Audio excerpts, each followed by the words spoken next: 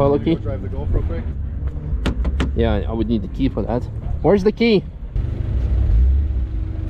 Thank you.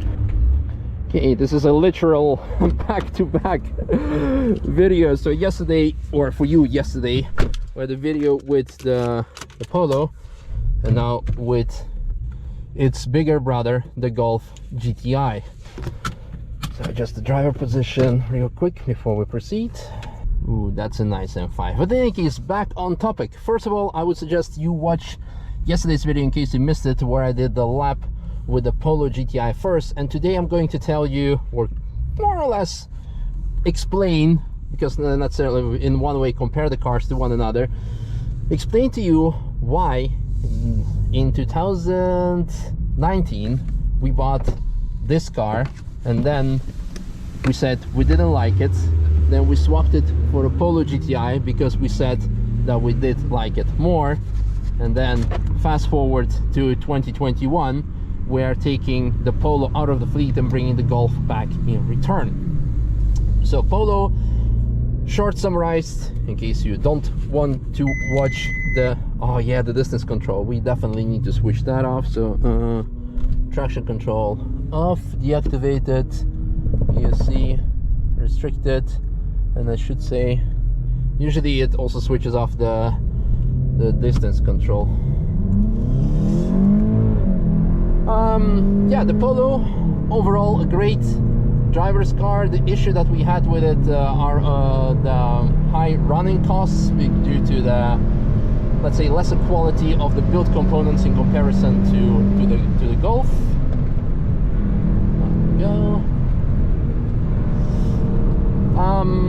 The big issue that we had with the Golf in the first year,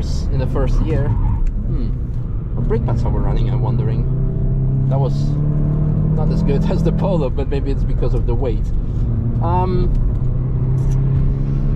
What I didn't like is that this car feels heavier than the Polo. It probably also is due to all the extra equipment, all the quality equipment, all the sound deafening material.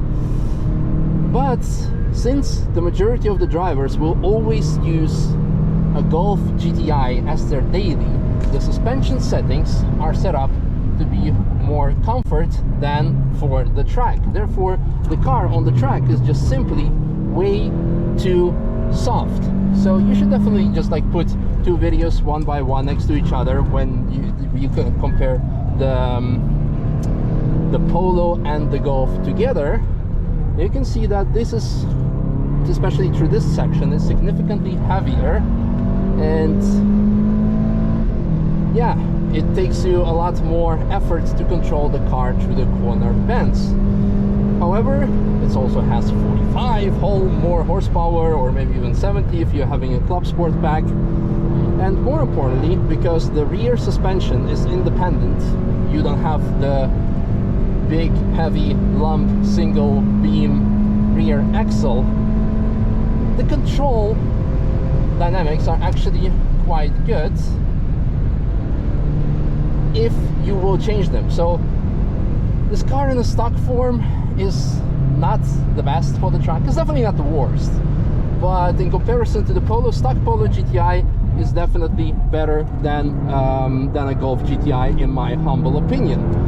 So now you're gonna say, like, so you're gonna put a worse car back into the fleet? What the hell are you doing? No, we're not, because we are although we are bringing it back in the fleet, we will be putting different suspension on, probably also switching off the traffic here. Yeah, I wouldn't trust it either. We are changing the suspension, probably for GRZ.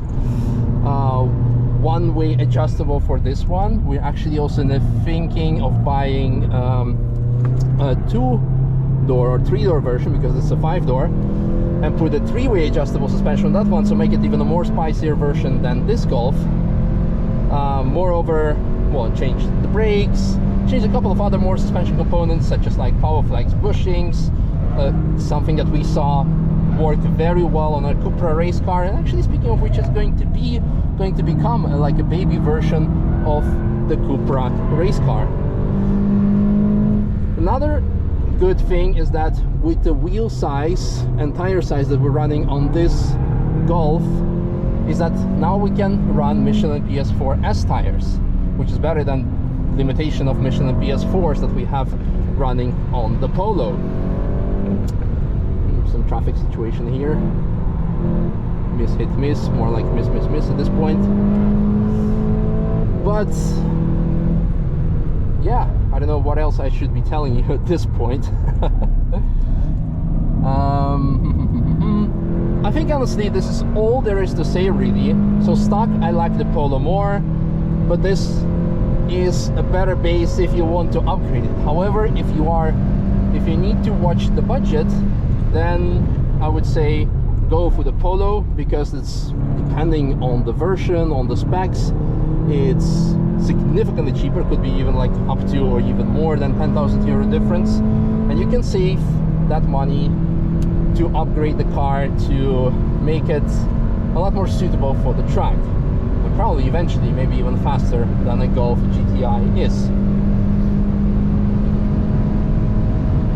Okay, for now I'm just gonna enjoy the ride because I've been talking already way too much, and I like to focus more on the driving.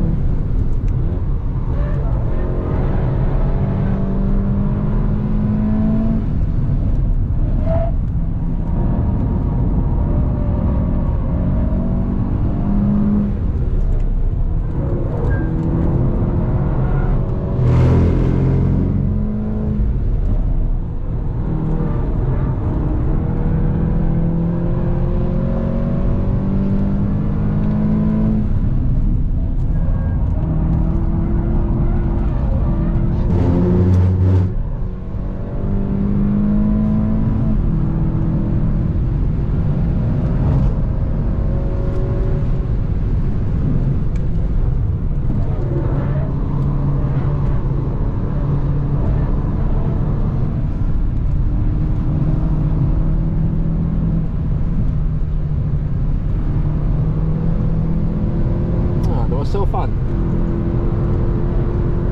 Oh well.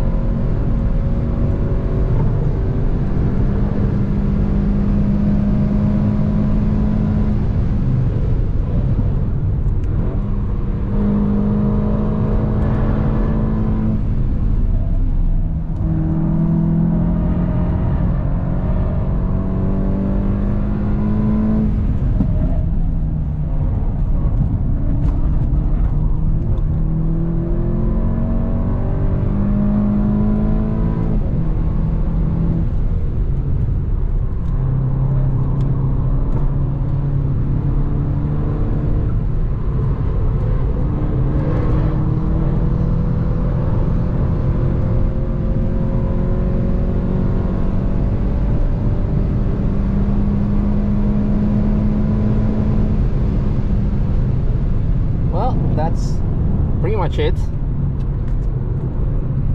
Mandatory thumbs up to the driver of the Cayman.